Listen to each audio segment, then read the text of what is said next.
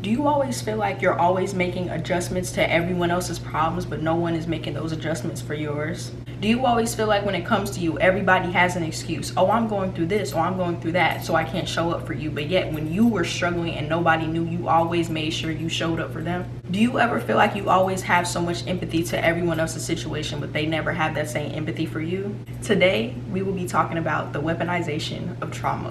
One of my favorite topics and one of the things that I absolutely hate that people do the most, so I'm actually really excited to talk about this. The first level to the weaponization of trauma is when people use their trauma as an excuse to treat you negatively. Now, this can be different in a lot of situations, you know what I'm saying? But a lot of times people will perform a behavior and then they use their trauma in order to justify why they perform that behavior, because oftentimes the behavior that they're performing is often something that has occurred to them.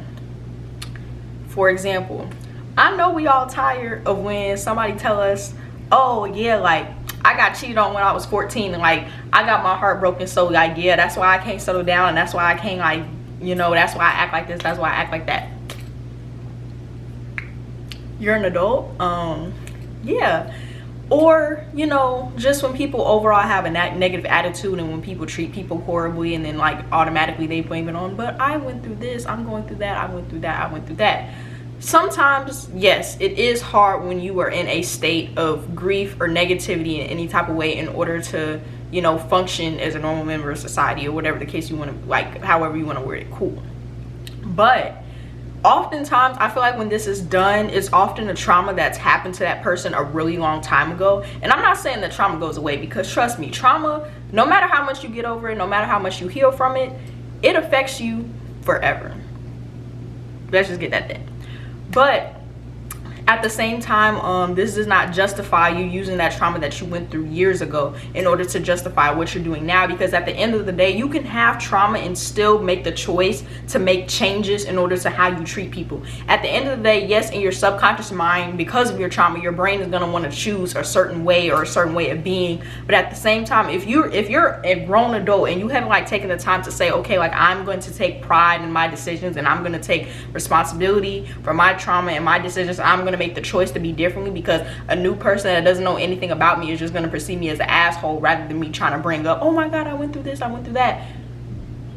You have not grown and you are childish and you are just as much of an asshole as the next asshole who didn't go through the same trauma as you.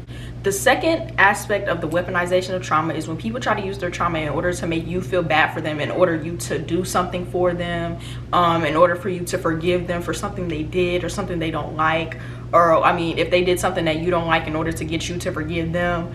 You know what I'm saying? Like they'll be like, oh, like I'm sorry I didn't show up for you multiple times, but you know I was going through this, I had that.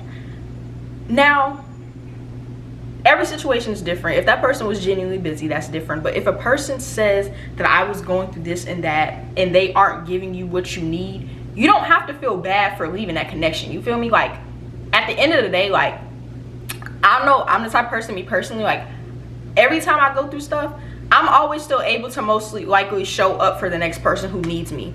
And I know that everybody is different and everybody has a different capacity, but at the end of the day, I never was the type of person that said like, oh, I can't be this for you, I can't do this for you because I'm going through this. Because at the end of the day, that's my problem and that's not their problem. And if there was ever a case where it was just like, you know, I'm not up to it, I can't do this, I can't do that, I will always communicate that with that person.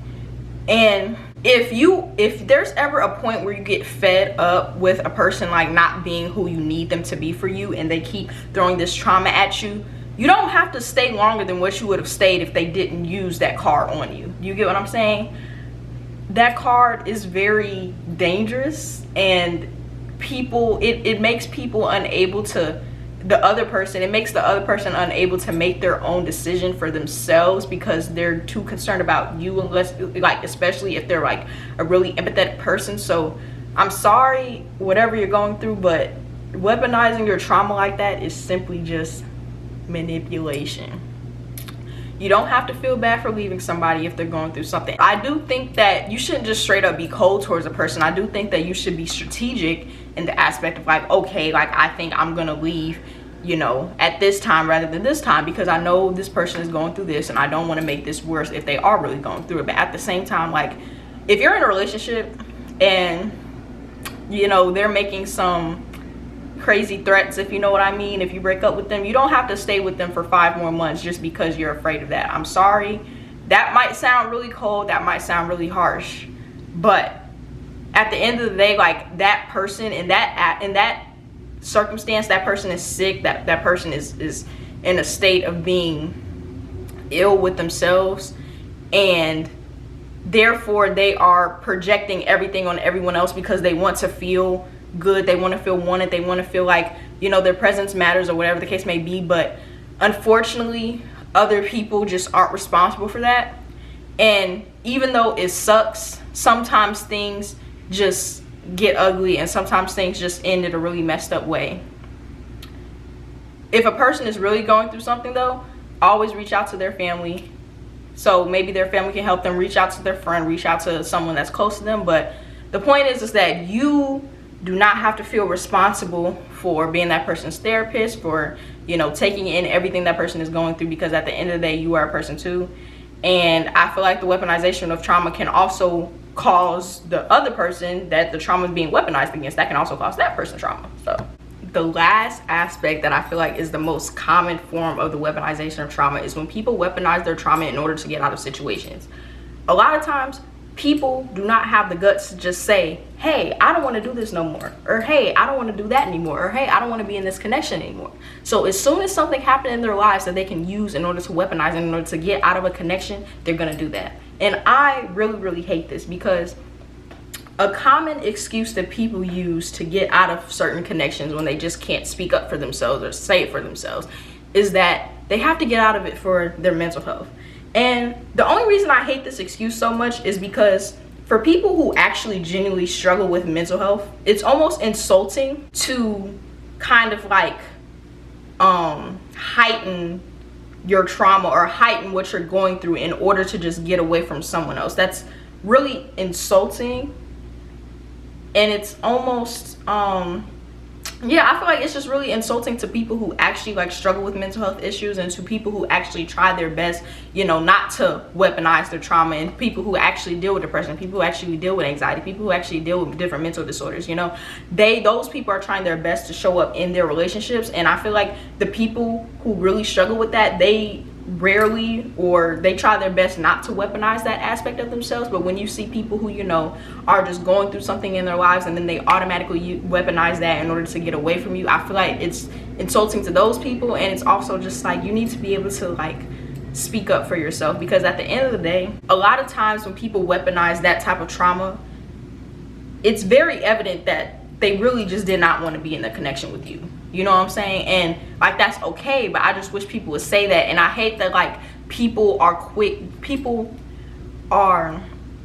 they want to find a negative excuse first. People are always so quick to just utilize the negative. People are so quick to just utilize this, utilize that. They think that, hey, if I come to this person with this, that, and the third of why I can't be with them, you know what I'm saying, they're gonna, you know, they're gonna feel bad for me. They're not really gonna give me it's much shit about the breakup or the separation, because, you know, they're gonna feel bad for me. Which is also, they're also, not only are they weaponizing the trauma, but they're also using it as this shield, as this barrier for them, because they don't want to experience the negative backlash that they could face from ending things with you. You know what I'm saying? It's a form of manipulation because it's the most convenient for them. In addition to that, a lot of people do this also because, like, let's say you're in a relationship. A lot of times people won't want to be in a relationship with you or in a connection with you, but they still want access to you whenever they want. So subconsciously they think in their mind, hey, if I use this in order to end this connection, they cannot be mad at me, because the reason why I'm ending things is not because I just want to end things, but it's because I'm going through something. So they think that because I'm using something that I'm going through to end things, they cannot be on bad terms with me. They cannot be mad at me, especially if that other person is empathetic, because if they're mad at you for what you're going through, then they look like a bad person. Do you get what I'm saying? So they think, oh, they can't be mad at me, they can't hate me after that, so you know what I'm gonna do? I'm gonna use this because they're still gonna be cool with me enough to the point where if I ever need to hit this person up, they're gonna answer, because they're gonna be concerned and they're gonna check on me, and they're still gonna be available to me whenever I need them. Weaponization of trauma. weaponization of trauma. That is one of my biggest icks. That's one of my biggest pet peeves. I feel like I see people do that all the time in just like so many different situations. Your trauma should never be an excuse to get out of something if you already knew subconsciously that you did not want to be in that thing in the first place. Another aspect is the weaponization of trauma with parents. You know, when parents, obviously most of our parents, you know, they like to say, oh, they lived a harder life than you, so like, why do you feel the way you feel? That's extremely manipulative as far as mental health goes. You know, it's hard to really experience an emotion and go through a cycle of sadness or a cycle of a negative emotion when someone's telling you that you aren't justified to feel the way you feel. That's another aspect of the weaponization of trauma. And yeah.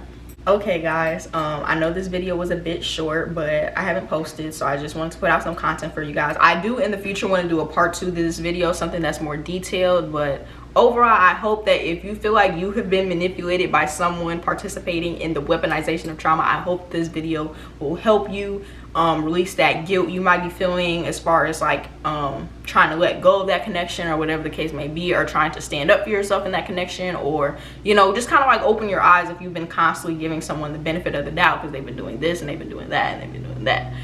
So don't forget to like, comment, and subscribe, and then I will see you guys on the next video.